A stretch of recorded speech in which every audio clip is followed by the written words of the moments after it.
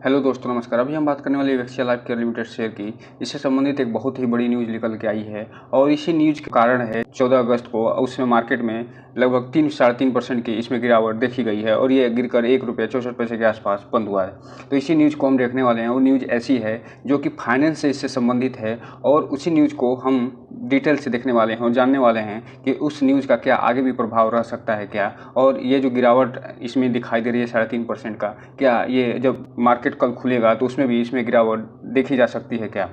हालांकि एक चीज़ आप जानते हैं कि इसका Q1 का रिजल्ट अभी हाल ही में जारी हुआ है और इससे संबंधित जो भी हम वीडियो बनाए इसके एंड स्क्रीन में दे देंगे, वहाँ पे आप जाके देख सकते हैं। तो Q1 रिजल्ट लगभग ठीक ही ठाक रहा था, उसके बावजूद भी इसमें आप देख रहे हैं कि गिरावट देखी गई है। साथ ही साथ इसमें एक चीज़ और, ये जो Q1 रिजल्ट का जब वीडियो हम बनाए थे तो उसमें एक चीज़ और बताए थे कि ये जो कंपनी है एक सब्सिडरी कंपनी बना रही थी जो पेट्रोकेमिकल्स होते हैं उसका ये ट्रेडिंग करेगी। तो ये इतने अच्छे डेवलपमेंट होने के बावजूद भी ऐसा क्या न्यूज़ निकल के आया है जिसके कारण ये इसमें गिरावट दर्ज की गई है। साथ ही साथ हम इसके थोड़ा रेसिस्टेंट को भी देख लेंगे और सपोर्ट को भी देखने की कोशिश करेंगे। चलिए दोस्तों, इस वीडियो को शुरू करते हैं। तो हम आ गए हैं BSE की वेबसाइट पे। आप यहाँ पर देख रहे हैं ये जो कंपनी है वो ASM स्टेज 1 में शामिल है। अर्थात कोई भी कंपनी तभी शामिल होती है जब सेबी द्वारा इसको वॉच करना रहता है। अर्थात इसमें ये देखना रहता है कि क्या इसमें कोई इनसाइडर का मामला तो नहीं चल रहा है, या फिर इसमें बहुत ही ज़्यादा जो उतार चढ़ाव इसमें होते हैं, बहुत कभी ये बढ़ के, यानी ऑपरेटर जब सक्रिय होते हैं तो ये बढ़ के बहुत ज़्यादा लगभग ₹1 से ₹5 या इससे भी ज़्यादा हो जाता है और अच्छा खासा परसेंटेज निकाल के देता है अपने शेयर होल्डर को।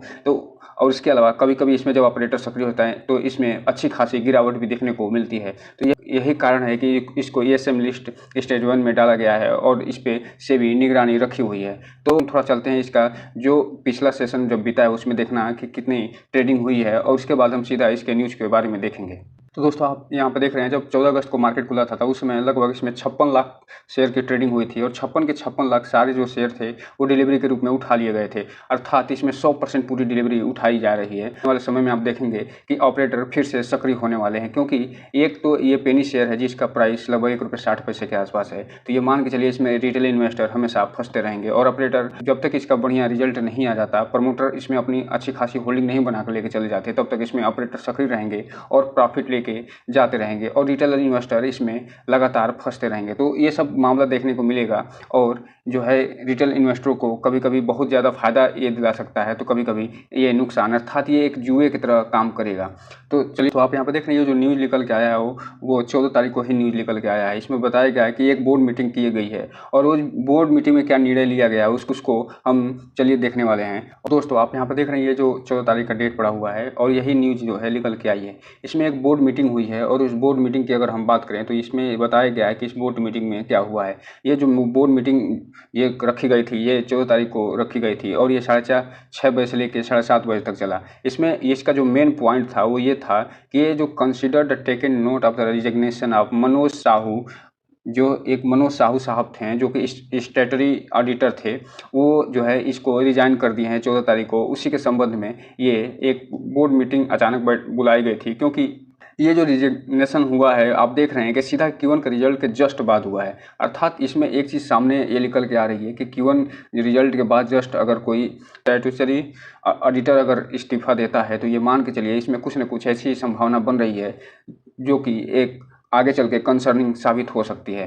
तो इसी के संबंध में अगर हम डिटेल से इसकी चर्चा करें तो आप यहाँ पर देख रहे हैं ये जो साहू साहब हैं इन्होंने अपना रिजिग्नेशन लेटर भेज दिया था और ये आप देख रहे हैं इनका जो कॉन्ट्रैक्ट था 5 साल के लिए था। जो कॉन्ट्रैक्ट ये किए थे ये सितंबर 2019 में किए थे और इनका कॉन्ट्रैक्ट 31 मार्च 2024 तक जाने वाला था। अर्थात ये लगभग 1 साल पहले ही इस्तीफा दे दिए। ऐसा क्यों किए हैं इसका मेन कारण इन्होंने आगे बताया हुआ है और वो जो मेन कारण है यहाँ पे आप देखिए ये है मेन कारण। यहाँ पर इन्होंने लिखा है कि detail reasons of resignation, we had approached to the company to increase our audit fees when for the remaining period and auditor it was the being communicated by the your company। अर्थात इन्होंने कहा है कि जो मेरे 1 साल का जो टेन्योर बचा था उसके लिए हमारा जो ऑडिट फीस है वो बढ़ा दीजिए, लेकिन कंपनी ने इस बात को नहीं सुना और ये इन्होंने रिजिग्नेशन दे दिया।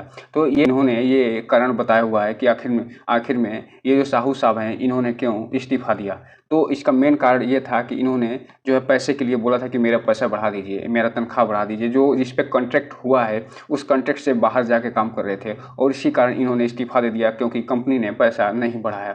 और चूँकि कंपनी आप देख रहे हैं कि कंपनी ऑलरेडी उस एक सर्वाइवल मोड में चल रही है, तो वो कैसे पैसा बढ़ाती, इसमें आप तो देख ही रहे हैं क्योंकि इसका जो रिजल्ट आया है Q1 का वो ठीक-ठाक रिजल्ट नहीं है। तो दोस्तों ये रहा आज का जो बहुत बड़ा अपडेट था और यही कारण है क्योंकि किसी भी कंपनी का अगर स्टैटिस्टिकल जो वैधानिक ऑडिटर होते हैं अगर वो इस्तीफ़ा दे देते हैं तो ये माना जाता है इसमें कुछ कंसर्निंग पॉइंट चल रहा है और इससे थोड़ा सा बच के रहने की ज़रूरत है। अब हम चलते हैं थोड़ा इसके सपोर्ट और रेसिस्टेंट को भी देख लेते हैं। तो दोस्तों आप यहाँ पे देख रहे हैं कि जो इनका पहला रेसिस्टेंट बन रहा है वो बन रहा है ₹1.69 के आसपास और ये वर्तमान में लगभग ₹1.60 के आसपास ट्रेडिंग कर रही है। तो ये जो इस रेसिस्टेंट को अगर तोड़ती है तो इसमें आप मान के चलिएगा कि अच्छी खासी तेज़ी आ सकती है और इसका जो अगला फिर से जो रेसिस्टेंट देखेगी वो देखेगी ₹1.76 का और उसके बाद ₹1.80 के आसपास। अर्थात कुल मिलाकर अगर हम बात करें तो ये इसका जो मेन रेसिस्टेंट है एक तरीके से ₹1.80 का। अगर ये ₹1.80 के ये अगर रेसिस्टेंट को तोड़ देती है तो इसमें टेक्निकली रूप से अच्छा खासा इसमें तेज़ी दिखाई दे सकती है। लेकिन इसमें बस एक डिस्क्लेमर है कि कोई भी ऐसी न्यूज़ नहीं आनी चाहिए जो कि इसको प्रभावित कर सके। अगर हम इसके सपोर्ट प्राइस की बात करें तो इसका जो सपोर्ट प्राइस है वो सबसे के पास ये ट्रेड कर रही है वो है ₹1.59 के आसपास और आप देख रहे होंगे कि इसी के आसपास ये ट्रेड कर रही है। अगर ये सपोर्ट प्राइस टूटता है तो ये सीधा ₹1.49 और ₹1.56 को टच करेगी। अगर ₹1.49 को अगर सपोर्ट प्राइस तोड़ती है तो ये मान के चलिएगा कि इसमें अच्छी खासी गिरावट दर्ज हो सकती है और ये अपने रिटेल इन्वेस्टर और जो अन्य इन्वेस्टर हैं उनको अच्छा खासा जो है घाटा दे सकती है और निगेटिव रिटर्न प्रदान कर सकती है। तो दोस्तों बस इसमें एक ही चीज़ ध्यान रखने की ज़रूरत है कि इसको समय समय पे इसको वॉच करते रहिए, अपने पोर्टफोलियो को देखते रहिए और जब भी आपको लगे कि इसमें सब कुछ ठीक नहीं चल रहा है और न्यूज़ पे थोड़ा सा ध्यान देते रहिए तो आप इसमें से अपना प्रॉफिट बुक कर सकते हैं।